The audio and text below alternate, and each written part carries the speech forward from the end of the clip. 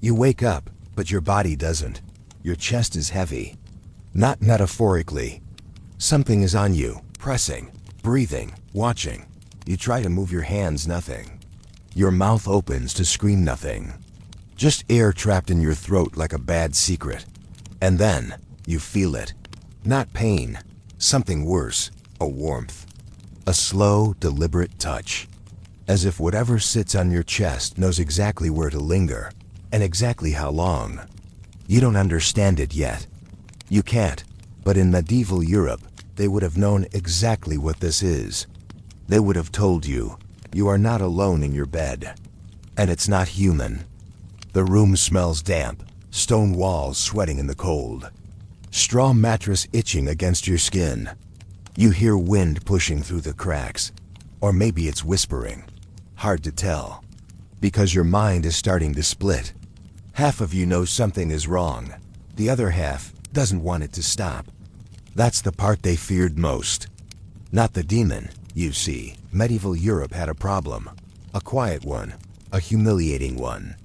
One no one wanted to admit, but everyone experienced. Men waking in the night, bodies betraying them.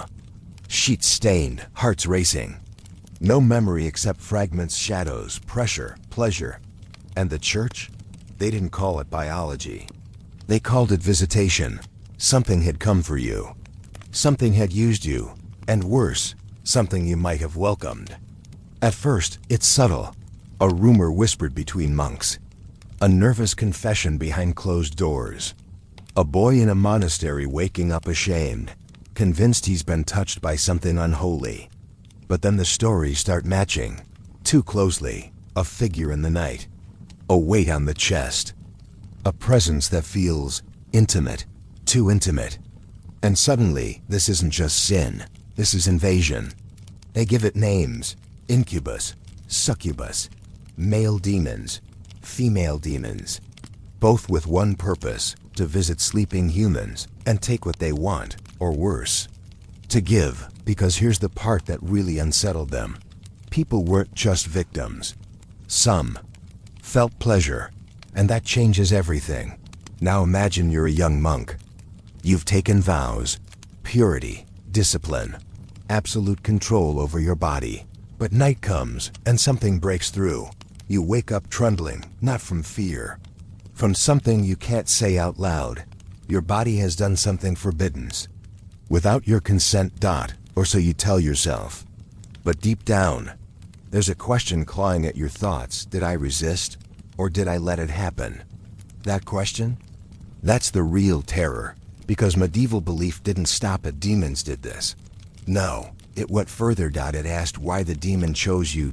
What in you invited it. You start confessing. Over and over, describing sensations you barely understand, trying to frame it as an attack. But the priest listening to you, he's heard this before. Too many times.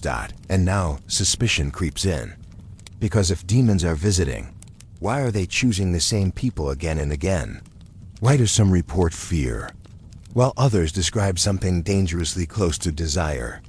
The line between victim and participant starts to blur.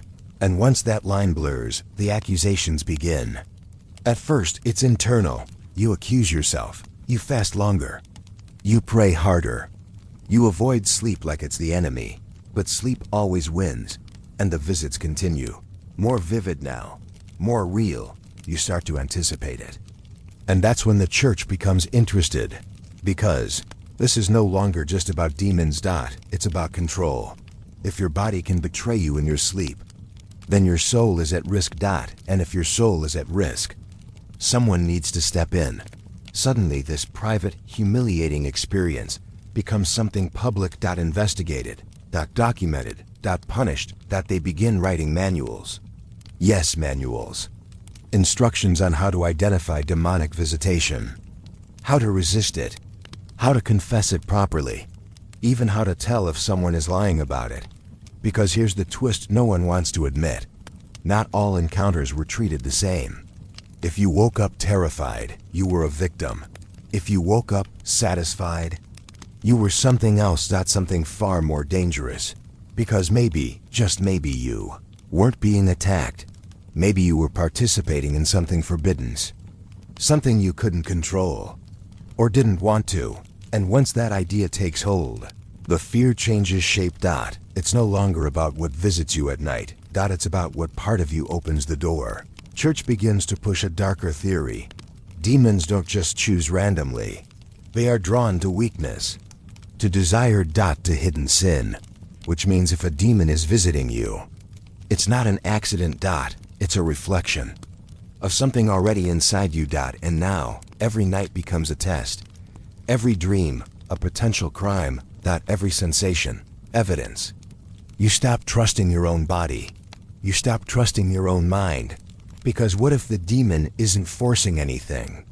What if it's revealing something you've been hiding? And here's where it gets worse. Because some people didn't just experience these visits once. They reported patterns, repeated encounters, the same presence, the same touch. Returning. Waiting. Learning. And that raises a question no one is ready to answer. What happens if the demon isn't just visiting, but forming a bond? Because if that's true, then this isn't random. It's a relationship, and relationships can be chosen, which means somewhere in the dark, between fear and desire, someone might be choosing to let it happen. And that possibility? That's where the real panic begins. Because now, this isn't just about demons in the night. It's about people who might want them. And once that suspicion spreads, there's no going back. Because the next step isn't confession. It's accusation. And once accusations start, they don't stop. Not until someone burns. But the worst part? They haven't even discovered the real reason yet. Not even close. And when they do, it won't make the fear go away. It will make it permanent. When your body becomes evidence, they start watching you, not openly. Not at first. Just small things. How often you look tired. How often you avoid eye contact. How quickly you volunteer for confession. Or how carefully you avoid it. Because by now, the church isn't just hearing stories. It's building patterns. And you're starting to fit one. You wake again. Same pressure. Same paralysis. Same presence. But this time, something's different. You don't fight it. Not immediately. There's a pause. A hesitation. And in that hesitation, something inside you shifts. That's all it takes. Because in medieval logic, hesitation isn't confusion. It's consent. And once that idea exists, everything spirals. Now your body isn't just something you inhabit. It's something that can betray you. Publicly. You begin to understand the real fear. It was never just about demons. It was about proof. Proof that you are impure. Proof that your thoughts are corrupted. Proof that even in sleep, you cannot be trusted.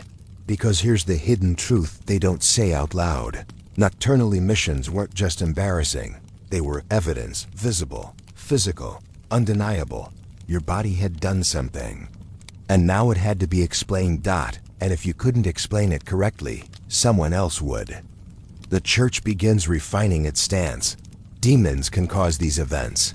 Yes, but only if the victim is spiritually vulnerable, which means every incident becomes a question of character. Not chance. You wake up ashamed. You wash your sheets. You avoid everyone, but someone notices. They always do, because shame has a smell. And in close quarters, monasteries, villages, shared sleeping spaces, nothing stays hidden. The whispers begin. He's been visited. Again? That's the third time this month. And suddenly your private nightmare becomes public knowledge. But it doesn't stop there, because once you're labeled, things escalate. You're questioned. Detailed questions. What did you feel? Did you resist? Did you enjoy it? That last one? That's the trap. Because if you say yes, you're complicit. If you say no, they look closer. Too closely, trying to catch hesitation. A flicker. Anything that suggests you're lying. Because deep down, they've already decided something terrifying if the body reacts. The soul must be involved. And that means you're not just a victim. You're a participant in something demonic. And participants don't get sympathy. Punishment. Fasting becomes stricter. Sleep becomes restricted. You're told to avoid lying on your back. to tie ropes around your waist, to sleep in positions that prevent temptation. Yes, even in sleep they try to control you, because the real enemy isn't the demon. It's your body, and bodies are unpredictable. Now, here's where everything twists, because not everyone feared these encounters. Some sought them quietly, carefully, never openly. But the records hint at it. People describing the same presence, but with less fear, more familiarity, almost like anticipation. And that terrifies the church more than anything else. Because if someone wants the demon, then the entire system collapses. Fear stops working, shame stops working, control stops working. So they escalate. They start linking nocturnal visitations to witchcraft. Now it's not just demons visiting you. It's you inviting them, summoning them. Engaging with them. And that accusation, that one doesn't end in confession. It ends in trial. You're no longer just a sinner, you're a collaborator. And collaborators are dangerous, because they blur the line between human and something else. Something corrupted, something that can't be controlled. And in a world built on control, that's unacceptable. So they push harder. Interrogations, isolation, public scrutiny. Your nights are no longer your own. Your body is no longer your own. Everything you experience becomes material for judgment. And here's the part that reframes everything. What if none of it was supernatural? What if the pressure on your chest, the paralysis, the sensations, were something else entirely? Something natural. Something human. Something the medieval world simply didn't understand. Because today, we have a word for it.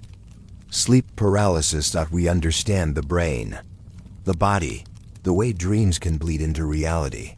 We know how the body can react without conscious control. But back then, they didn't have that framework.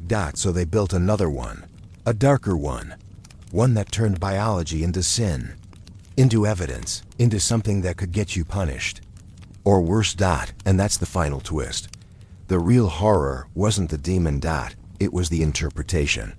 Because once your natural body becomes proof of guilt, there's no escaping it. You can't control it, you can't predict it, and you definitely can't hide it. So every night becomes a gamble. Will you wake up alone, or will you wake up condemned? And even if you survive it, even if you convince them you're innocent, there's still that question. That quiet, persistent question that never really goes away. What did you feel in that moment? Fear, or something else? Because if there was even a second where it didn't feel like fear, then maybe the church was right to be afraid, not of demons, but of you. And here's the part they never wrote down, the part that lingers. These experiences didn't stop when the medieval world ended. People still wake up like this, still feel the weight, the presence, the confusion. We just gave it a different name, a safer one, but the feeling, that hasn't changed. That moment where you're not fully in control, where your body does something you didn't choose, that's still here, still happening, still quietly terrifying. History didn't erase it. It just buried it under explanation. But explanation doesn't remove the experience.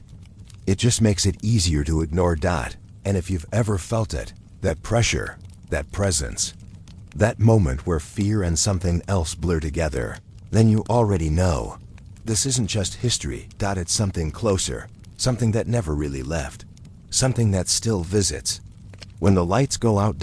And if you've made it this far, sitting there in the quiet, thinking about it, then you're already part of it.